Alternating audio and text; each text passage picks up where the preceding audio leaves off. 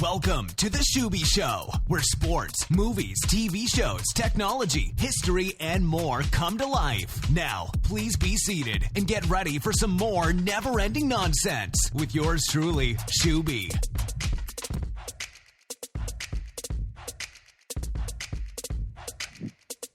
Hello and welcome to the Schuby Show with yours truly, Carson Schubert. And today on the show, as you can figure out that we didn't end up doing two shows last week, but we'll be back here this week with two shows. And today on the show, we have a former Oakland Raiders writer for the Armchair All-Americans.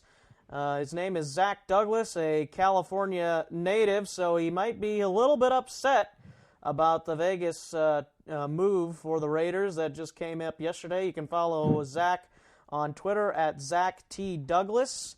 And Zach, thanks for joining the show today.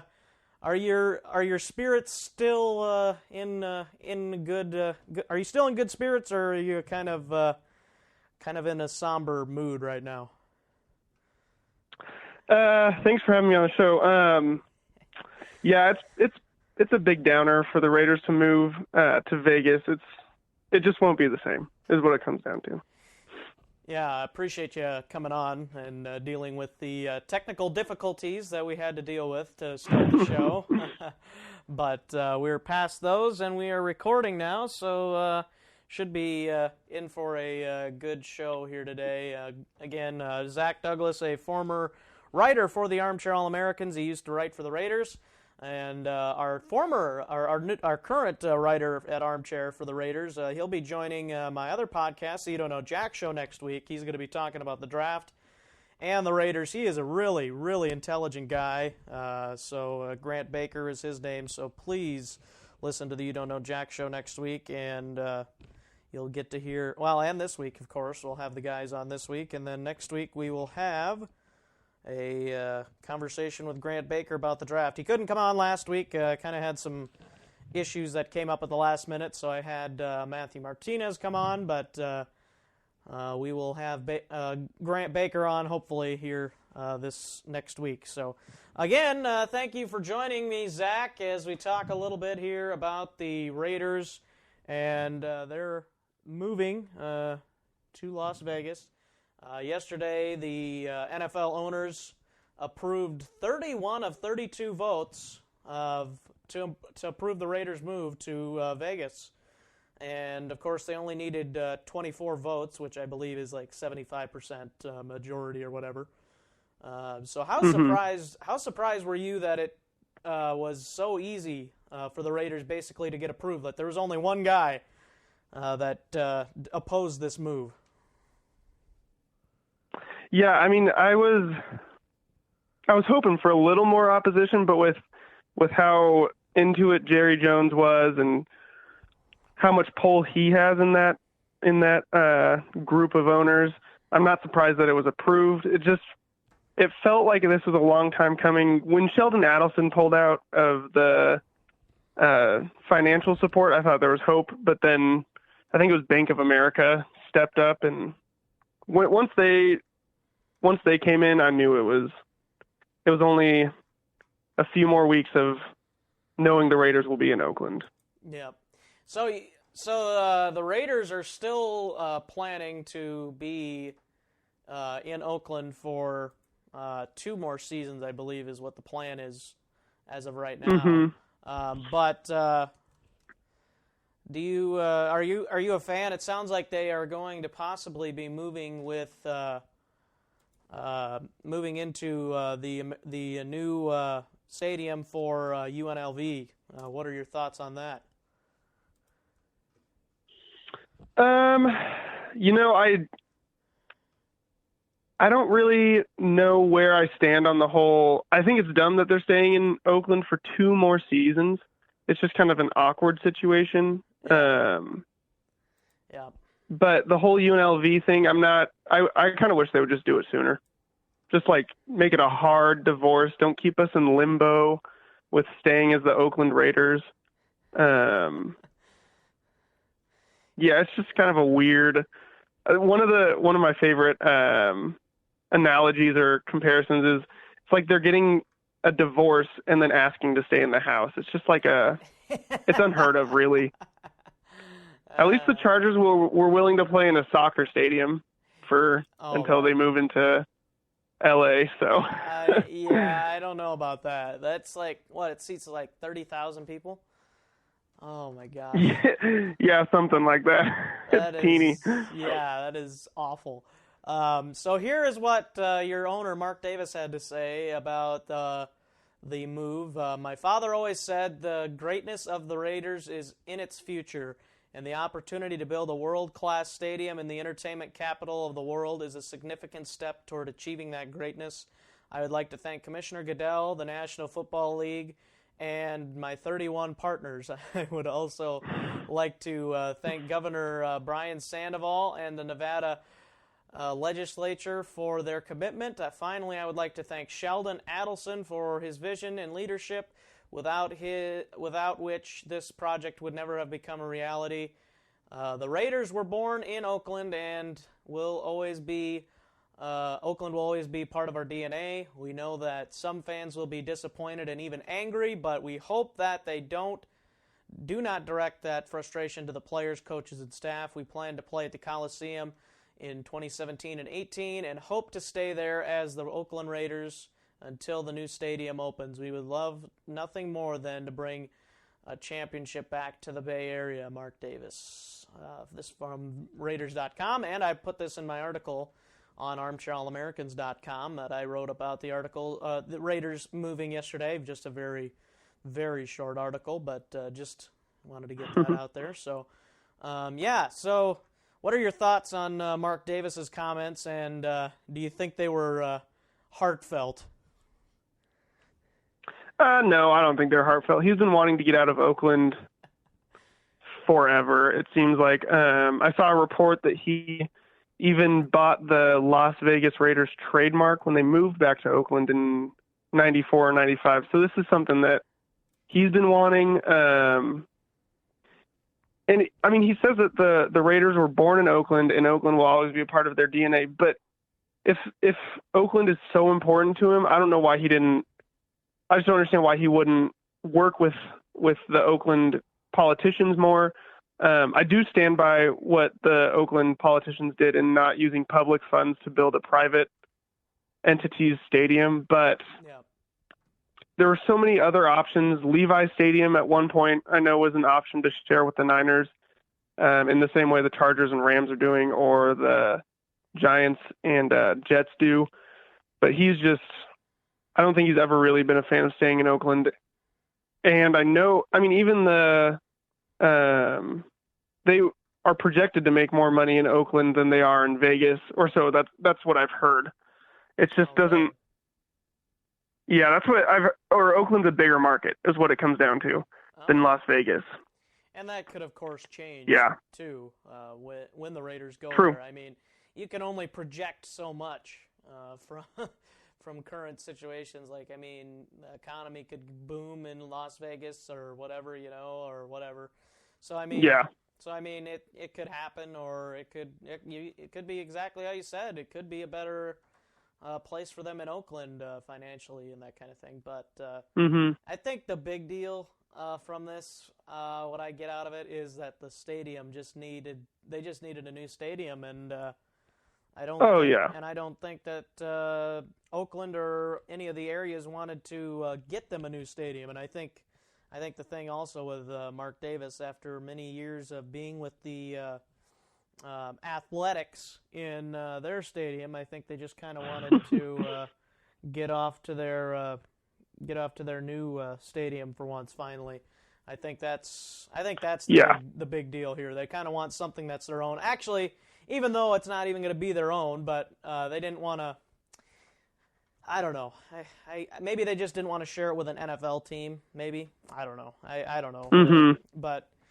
But I guess from my perspective, I think Vegas. For Vegas, if you're going to have a team in Las Vegas, I don't think there's any other team you'd rather have than the Oakland Raiders, because when you think of Sin City, you think of all the gambling and all the prostitution that's going on in Las Vegas, and then You think of the Raiders, you think of a kind of a dirty team like back in the 70s, back when John Madden was the coach and everything, and they're kind of a dirty team. And they still are one of the heaviest penalized teams in the league, as I'm sure you know all about that. True. So I just think it's a perfect fit from the idea of putting a team there. I don't think you'd want to put any other team there other than the Raiders. Yeah, I would agree with that. I think for the Vegas fans, it's awesome. I just don't think it'll be the same. I feel like it's going to be similar to LA, where you've got all these people from other areas that have moved there, and they bring their fan, whoever they're affiliated with them. You don't change based on your location. Yeah. I just think it's not going to be the same black hole.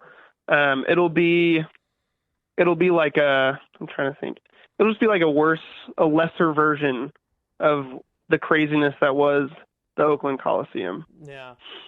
I think what'll happen is people will be like, oh, let's go to Vegas. Oh, we should go to a Raiders game while we're there. It won't be a bunch of Oakland or Vegas natives filling these seats.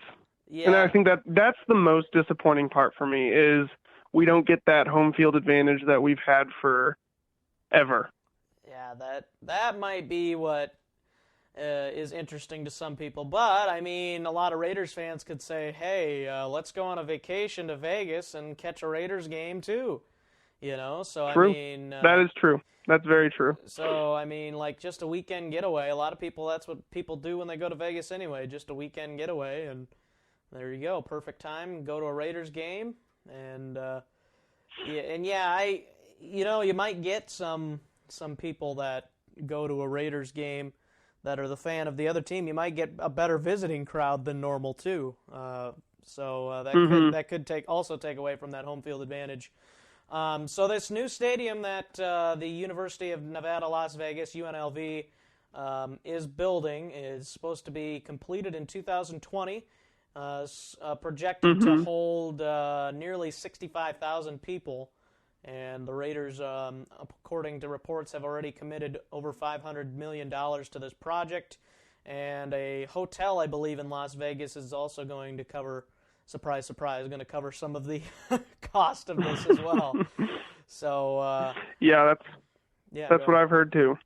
So what are your thoughts on 65,000? Do you think that's nearly enough, or do you think there should be more, less? What are your thoughts on the capacity part of it?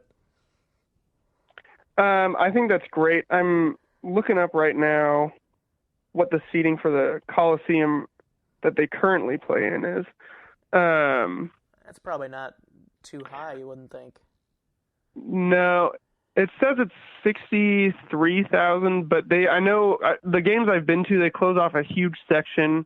So I know that it's not nearly the same size, and I haven't looked at the plan specifically, but with the Coliseum, it's also a baseball stadium, so it's not trapping a lot of the sound in like the Seahawks stadium does. So that's something I think will work really well, is just the way that they're going to be able to trap the sound in and just hold in the hopefully crazy black hole noise and get some home field advantage. That's something that I've wanted in a stadium for as long as stadium talks have been around with the Raiders, so forever. And I don't know, I need to look more at the plans, but I'm for sure more excited about the new stadium than I am about the location of the stadium. Yeah. Especially with how much money is going into that thing. Oh, it should be awesome. Yeah. It's supposed to be over like 1.5 billion or something like that. I haven't even looked at crazy amount. And just to give you an idea, yeah, it's going to be crazy. Just to give you an idea, the Vikings' new stadium was less than $1 billion, and the Rams' new stadium that they are building, I believe, is 1.2 or 1.3 billion. So, I mean, if it's more than that, that's going to be quite interesting. And I really am interested in seeing the new Falcons stadium. Have you seen like videos of that? That is going to be sweet. That just kind of like the top opens like in a circular fashion. It's pretty cool. Kind of like kind of like an oculus, like they say from ancient Rome or whatever. So it's pretty Yeah, cool. it looks. These new stadiums look absolutely beautiful. I love the Vikings' new stadium. Yeah. It's gorgeous. Yeah, I've been there to see it firsthand, and it is fantastic. Stadium, fantastic view of the field, no matter really where you are in the stadium. I sat in the end zone and could see the field perfectly from both sides. And, it was just a fantastic experience. And, of course, I was there at the height of all the Vikings' glory this season at 5-0 when they beat the Texans, and then things just went south quickly right after that. So, yeah. Yeah, that was crazy. So I could not believe the way they fell apart. Yeah. Any other thoughts on the move to Las Vegas? Otherwise, then we can maybe talk a little bit about off-season thoughts. Yeah, I just think, what it comes down to, people are blaming the Oakland politicians, but I think all the blame should go to Mark Davis. He kind of shut the city of Oakland out. He refused to work with them, even when they finally came up and said, like, we'll do something. So blame goes to Mark Davis. Not a big fan of him right now. It's just disappointing is what it comes down to. I'm not mad. I'm sad. Yeah. Yeah, I would be more sad, like, if I was a Raiders fan than if I was a Chargers fan, because I know a lot of Chargers fans are upset that they're leaving San Diego. Well, they're not leaving the state like Oakland is.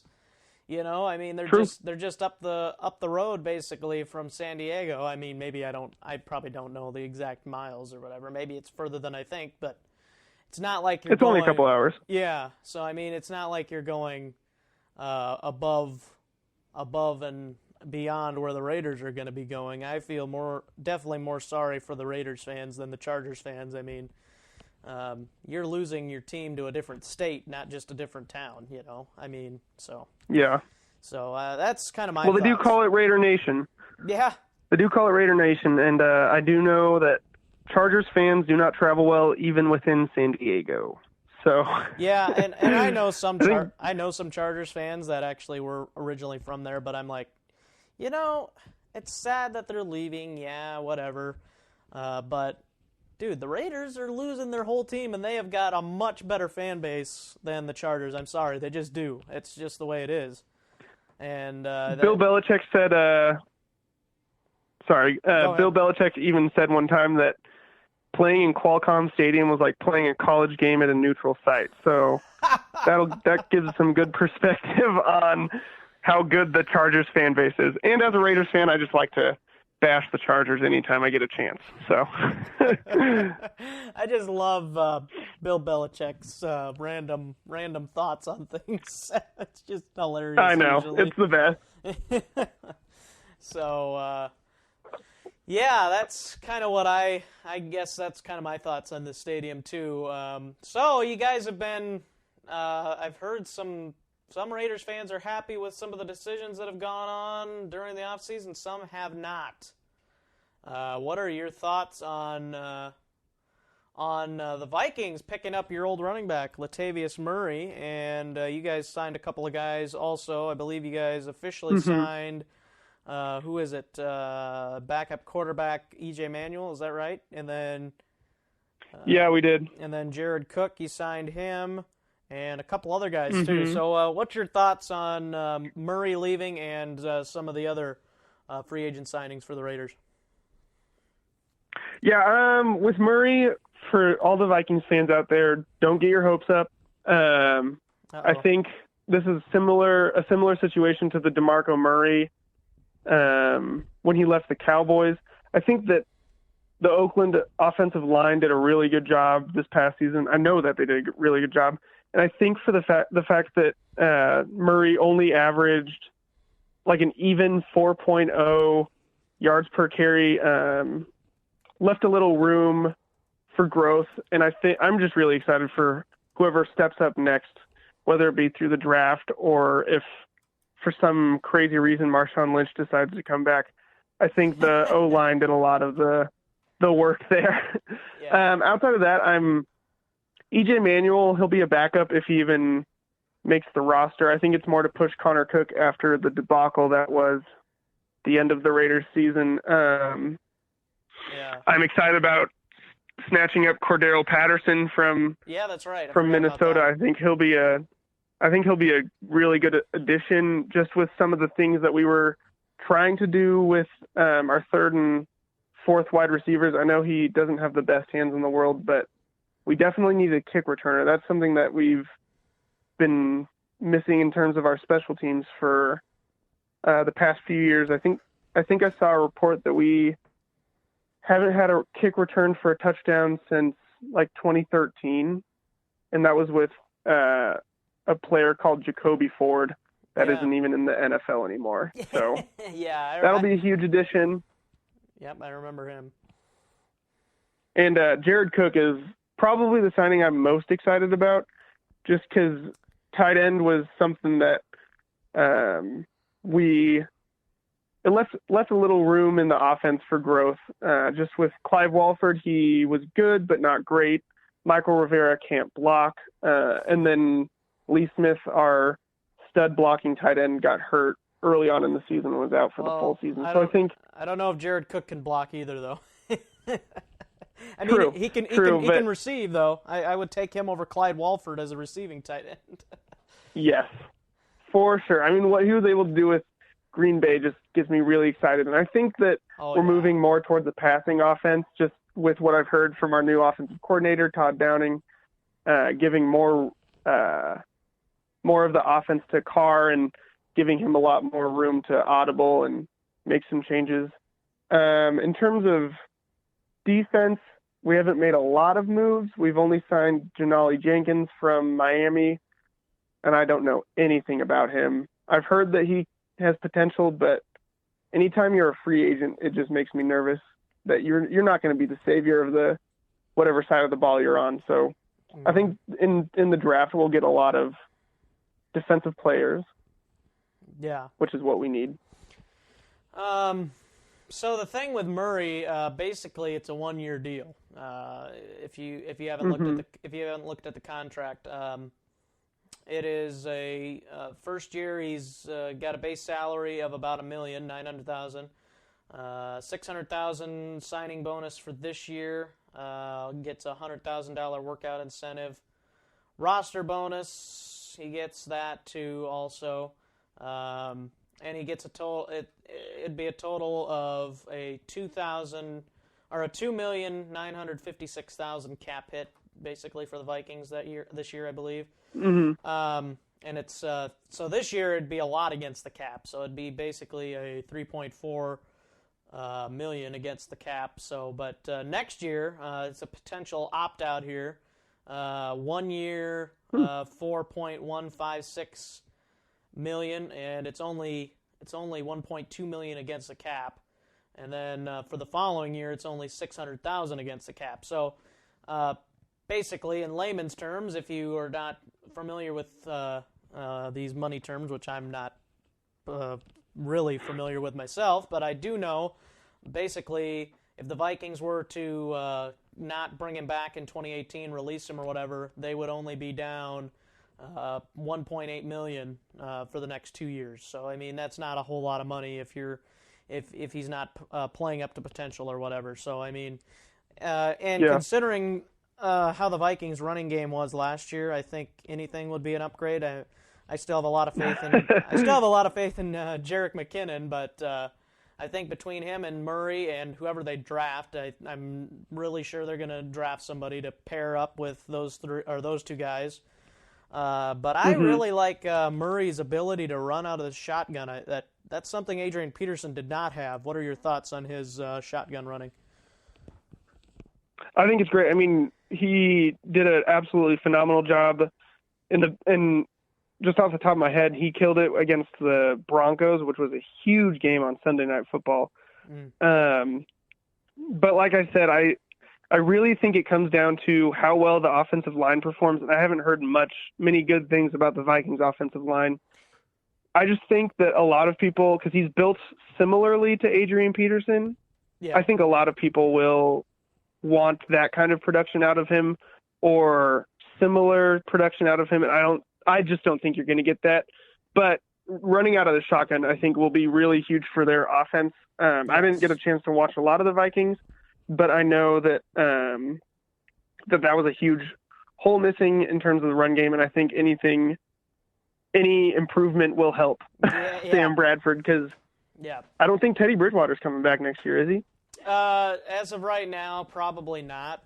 He might be back mid-season, but realistically, we don't really know where he sits right now with his injury, which is terrible because we were expecting big things from him here in year 3. Unfortunately, that's not going to that didn't happen in year 3, which this will be his 4th year. But then you gotta think about, well, should we pick up his option? Is he gonna be back and all that stuff? And it's just it's sad because we really liked Teddy, and we really liked how he was performing in training camp, but also the final preseason game, or his final preseason game, I should say.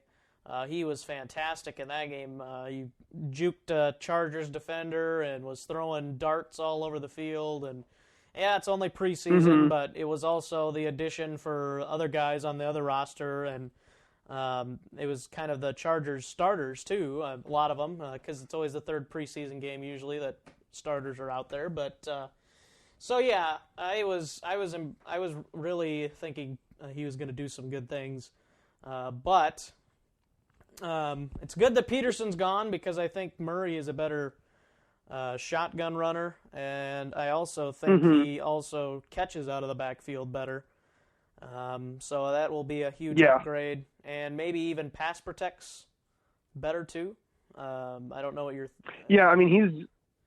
Go ahead. From what I understand, he's solid. All the running backs and our pass protection in general was, I think it was the best in the NFL. I heard.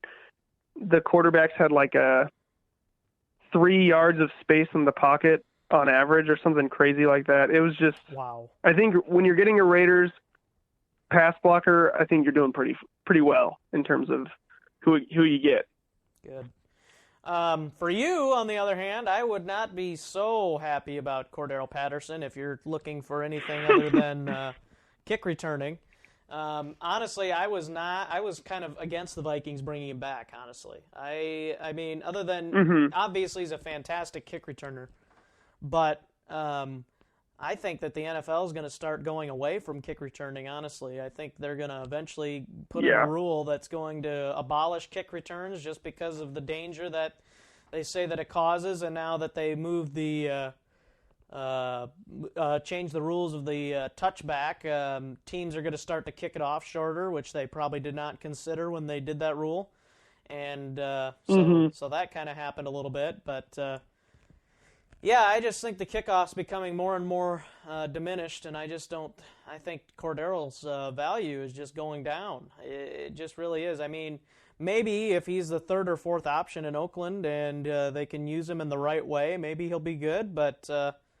I don't know. I just wouldn't be so thrilled about the Patterson signing if I were you. I would be cautiously optimistic, potentially. That would be a good word to say it. But I guess I kind of am the same way with Murray.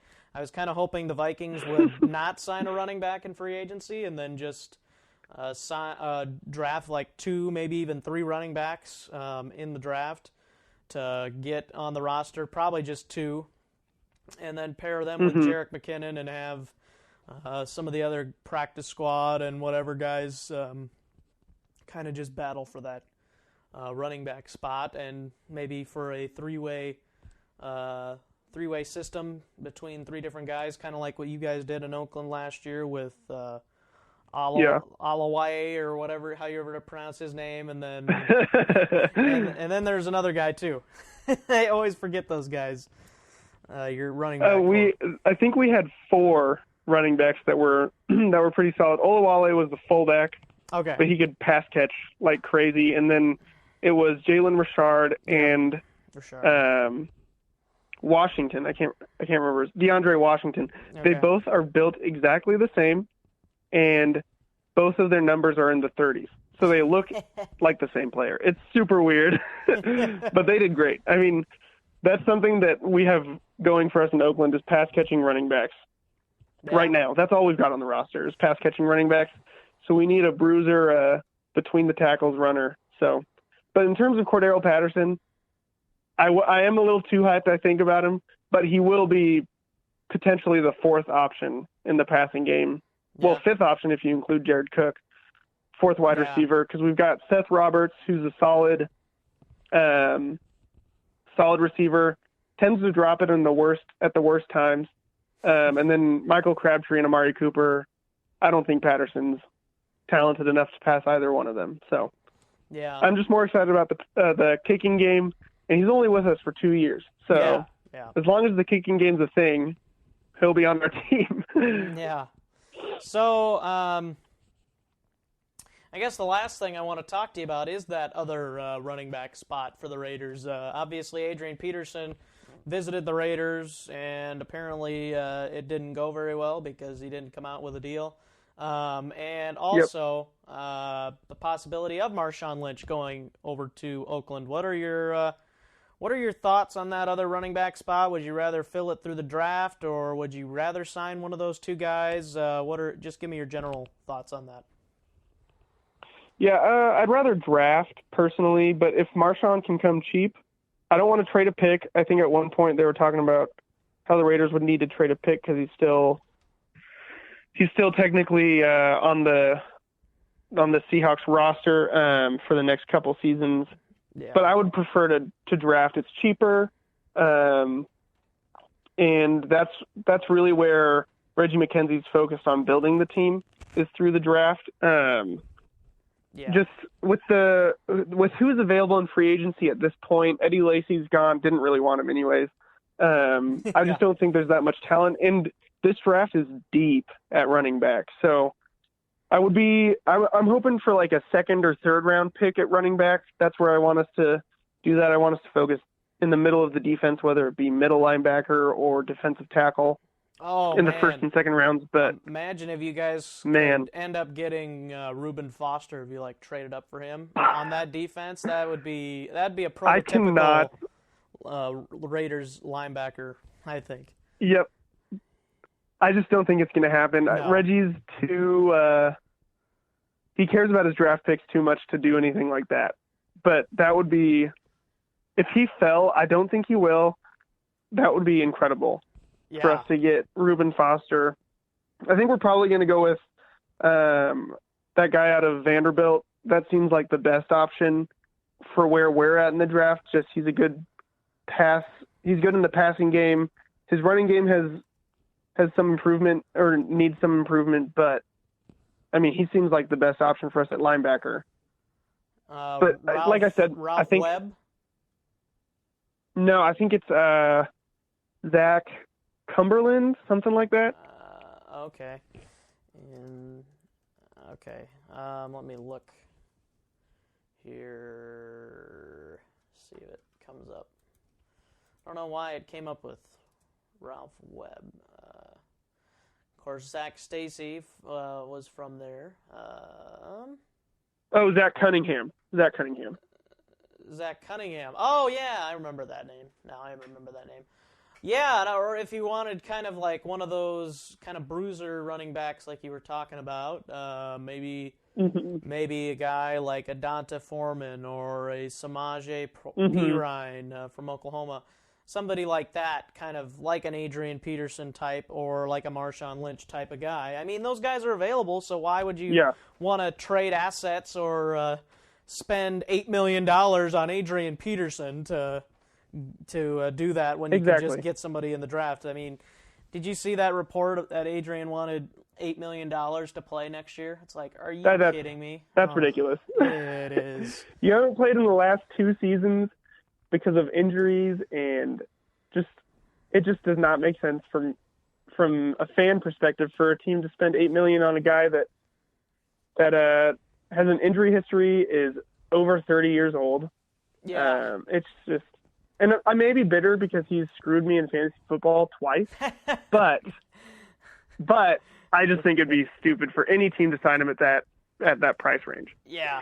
There's only about 2 spots I can really see Peterson going right now, and I think it would have to be obviously a reduced cut for him to go to New York, but I think I could see him going to New York or Tampa Bay, maybe Green Bay, but I think they pulled off their offer already, so I don't think he's going there. Those well, are they do about so the much only shotgun spots. anyways. Yeah, right, and Peterson does not do shotgun.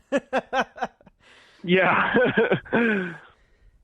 Yeah, I just think we need to draft well again. We've already had the past two drafts have been solid, and I just think, I just really hope that this draft is what pushes us the rest of the way. All praise to Reggie McKenzie for all the great draft picks. Oh man, if we could draft a quarterback and a wide receiver like you guys did. I mean, obviously we've got Diggs. Obviously he's been fantastic, but we could draft like an Amari Cooper and we could draft a Derek Carr. And obviously I think Bridgewater had that kind of potential. But I agree. Obviously he did not pan out because of the injury, or hasn't yet. He could still come back. You never know. Don't count him out. Mm-hmm. But if I'm the Raiders, I would definitely go through the draft for a running back. So, yeah, it just doesn't make much sense. So, Zach, I don't know if you have any other thoughts on the Raiders offseason so far, but if you do, you can go through those now if you want. Yeah, I mean, like I said, I think one thing that people keep calling for is new secondary players. I think we should address that at some point in the draft, but not early on. I think we should give Sean Smith and David Amerson and Reggie Nelson and Carl Joseph one more year to see what their chemistry can do. I think it's too early to call for new players back there because chemistry is so important, especially on defense where you're communicating all the time and you're adjusting. And those guys were all in a new system except for Amerson. I think we have more important needs than corner and safety to address. That's all I've got for the rest of the offseason. Yeah, I think after you get one running back in the draft that kind of can complement those other two guys, what they do best, I think you need to focus solely on defense because I think your offense is set once you got that. I think the only maybe question mark would be Derek Carr's injury. Do you foresee him coming back pretty well healthy, or do you think there could be some setbacks? I think I've heard reports from him that he's 100%. Reggie McKenzie said he's 100%. And I actually met Derek Carr 2 weeks ago. He spoke at the school that I went to in college, and oh wow, he was walking with a slight limp, which was disappointing to see. Yeah, but he was like when he was on stage walking around and talking, I totally forgot that he had broken his leg. So I think he's fine. Yeah. It's a easy injury to recover from. I think I heard reports that Charles Woodson had the same or a similar injury and came back 3 weeks later and played. So I'm not worried. It's a bone break. It's not like a ACL or any of the tendons or anything. Tendons or ligaments. Super important like that. Bones themselves tend to heal. I've heard they heal stronger, but whatever. I'm not a doctor. I think he's fine. He said he's fine, and he's got the full off season if he has any setbacks. So it's not like a week-to-week injury mid-season. Yeah. All right. Well, the Raiders definitely have a bright future, as do the Vikings, especially on defense. I'm still concerned with the offense a little bit after some of the free agent signings. I'm still a little concerned with the offensive line and some of the weapons around Sam Bradford. I still think there needs to be some improvement. If Laquan Treadwell steps up, that'll be a huge help, and we're hoping that this is the year that he steps up after a rough first year. And he dealt with injuries, and, of course, he was behind Stephon Diggs, and Cordero Patterson was still kind of higher on the depth chart, and you had, of course, the rise of Adam Thielen. So there was all kinds of receivers. But I think if you can have Thielen and Treadwell out wide and you have Diggs in the slot, that is a nasty receiving core if Treadwell pans out. The other two guys I am not concerned with very much at all. Yep, so. I think there's a bright future in Minnesota, but it all starts with the line. Yeah, if the line can improve, if it can be not even average, if it can just be below average, and it wasn't even below average last year. I don't know if you know that, but it was not even below average last year. So, I mean, if you can get up to that 20th in the league rank at offensive line, you are going to be pretty solid, I think. So if the Vikings can do that or even above that, I think they're going to be good. And I think they still need to get a right guard and improve the depth of the offensive line, because you don't want to have last year happen all over again where you're signing Jake Long off the street and then he gets hurt and then you're putting TJ Clemmings back at left tackle. That just does not work. So. Yep, I think there's a lot to – I'm excited for the Vikings, especially since it's the NFC and the AFC. I don't have to worry about them until the Super Bowl. So yeah, right. Hey, that would be awesome, a Vikings-Raiders Super Bowl. Again, well, you already beat us once. But. Again? Yeah, that'd be great. If history repeats itself with a Raiders-Vikings Super Bowl and everything happens exactly the same, I'll be a happy man. Okay, that I will not be happy with. That needs to change.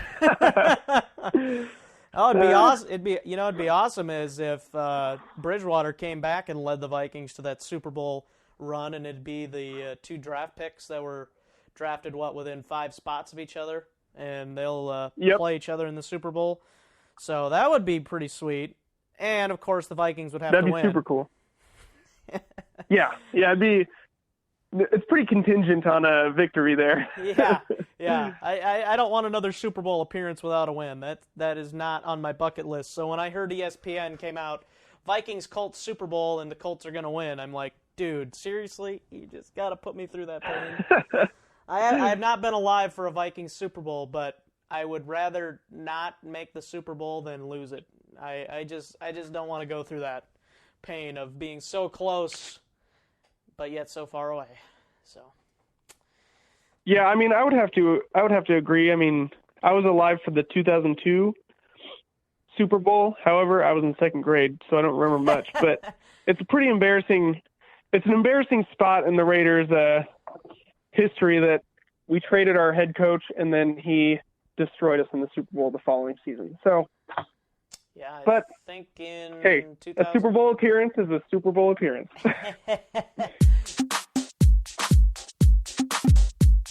Anyways, so I think that's going to do it for the show today. Again, you can follow Zach on Twitter at Zach T. Douglas. That's Zach with a CH.